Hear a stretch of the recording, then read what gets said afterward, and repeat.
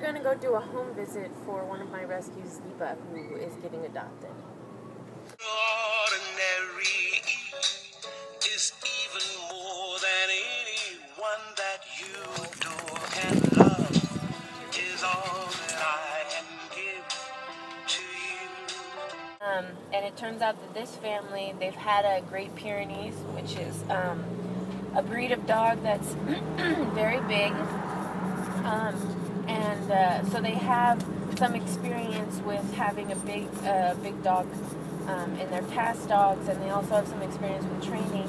And there's 3 children and a mom and a father. So since Ziba loves attention and is so social, she would really enjoy that. Two in love can make it.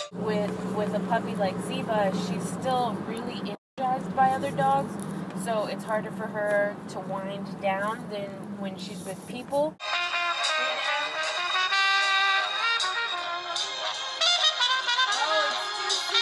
It's like an Australian Shepherd mixed to me, and I know that she's going to be big. Since Ziba loves people and animals and children, which not every rescue dog can go to a home with children, I assumed that what would be best for her was going to a home that had both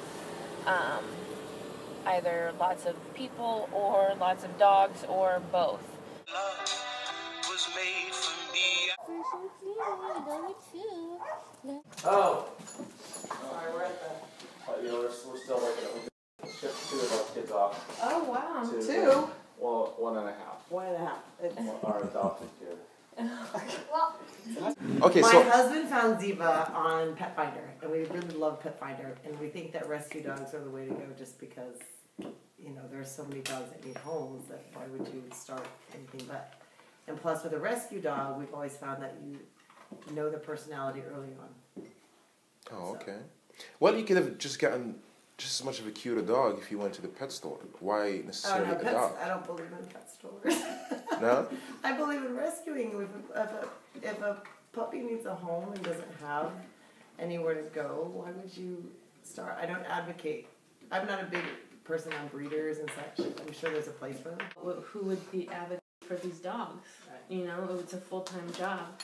And I found that the only way that I could live and help these dogs still was to do rescue full-time, which is still a nonprofit, but then on the side of that, to pay the bills, is to do the boarding, daycare, walking, training, all that fun stuff based off of my... You know better.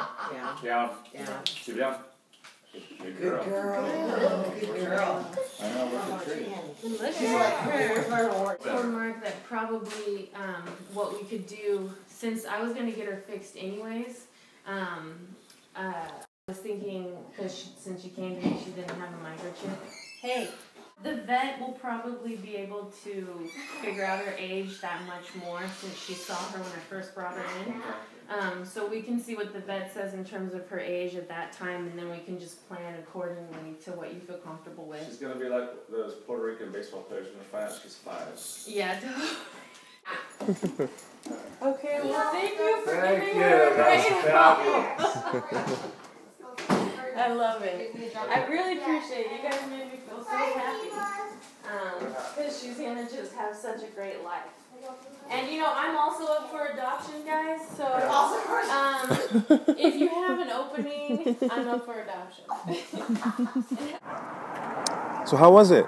I think it went really great. They're such a lovely family, and one of the reasons I like to do home visits is because it gives me an opportunity to sort of have closure, know that the dog's going to the right family and it is the right fit. And oftentimes,